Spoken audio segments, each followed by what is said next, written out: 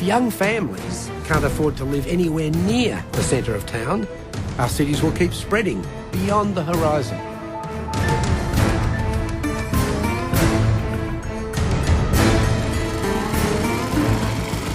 At 40 kilometres from the centre of Melbourne, Manor Lakes is the city's newest suburb.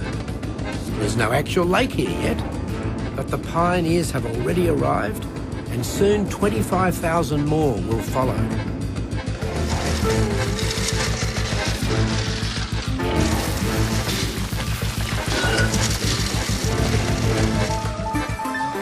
Manor Lakes is managed by one of the country's most successful developers, Bert Dennis.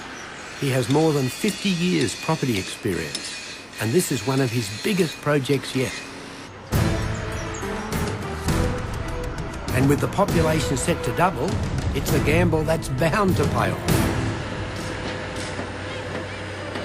Bert agrees houses are getting too expensive, and he blames governments for not releasing enough land. What you're saying is that one of the reasons for the very high cost of land is that actually there's not enough land available, and people are... Not enough land available. Yeah, and people are actually stopping development because they want to keep their house with a block of land and so forth. Wouldn't another way of getting the prices down is not to have an increase in number of people buying? In other words, if you have less buyers, the prices will come down. Certainly. If you stop the immigration rate, there's no doubt the whole industry would collapse, but the industry is somewhere around about 9 or 10% of the Australian economy. So it's a lot easier with capitalism when we've got population growth, isn't it? It seems to me as if we've got ourselves into a trap. Prices are going up because of pressure from immigration, yet if immigration was reduced, the building industry faces collapse. No one seems to think that there's any alternative to the growth treadmill, and our governments are always playing catch-up.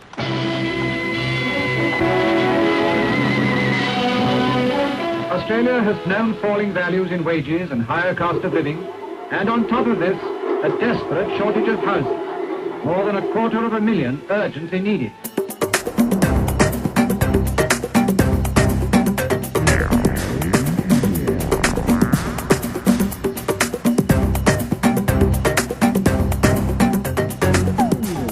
We measure the success of a government by the increase in the gross domestic product, GDP. And if it goes down, we'll better throw that government out. So you have a Prime Minister saying, I've got to have growth, I've got to have growth. We'll bring more immigrants in, we'll expand the population. And no one has actually said to the Prime Minister, look, we're not stupid. We'd actually be prepared to have a lower increase in gross domestic product as long as we're better off as individuals, and we can do that with less Australians. If I want to find out what's really going on, the answers should be in this place. Around here, everyone seems to welcome a big Australia. Politicians love the thought of more taxpayers. It's always been that way, and if they have their way, it always will. Good to see you. Nice to meet you. You come through. We are a migrant country. We're probably the greatest migrant country in the world, and we're going to continue to need migrants. Australia's immediate population target is 20 million people. We cannot get that number overnight, but we can get it quickly by planned immigration. We're still looking for the quick fix. You'd think there'd be a plan that would tell us how big we could grow. But the man in charge of the numbers says that's someone else's department. Do you think that there is a limit to the number of people Australia can support and feed? Well, that's more a question for an agricultural economist or someone, I suppose. But clearly food security is a big part of the issue. Water's a big part of the issue. Carbon pollution reduction is a big part of the issue. But Australia is a large country. We have one of the lowest population per kilometre ratios of any country in the world. And we have an awful lot of intellectual capability, it seems to me, to adapt. So I'm not one of those who think some sort of arbitrary figure determined by government is a solution. So, Dick, what do you think of that? Well, it's obvious that there's no plan. Here you have the Minister for Immigration And he's actually got not a plan or no idea on the maximum number of people Australia can actually sustain. Amazing. Not that the opposition has a plan either. They're all over the place. Tony Abbott says he welcomes high immigration. The opposition leader used an Australia Day speech in Melbourne to tackle population policy and flag his support for a larger migrant intake. My instinct is to extend to as many people as possible the freedom and benefits of life in Australia. The opposition leader Tony Abbott has triggered a new debate on immigration, suggesting the country should throw its doors open to more migrants. But then his party announced a policy that says precisely the opposite. The federal opposition is hardening its stance against population growth and has declared Australia's total yearly intake of migrants is out of control. Even my old friend Bob Brown's been quiet on the subject, for fear of offending powerful interest groups. Why don't you kick up a fuss as the Greens? We hardly hear you about it.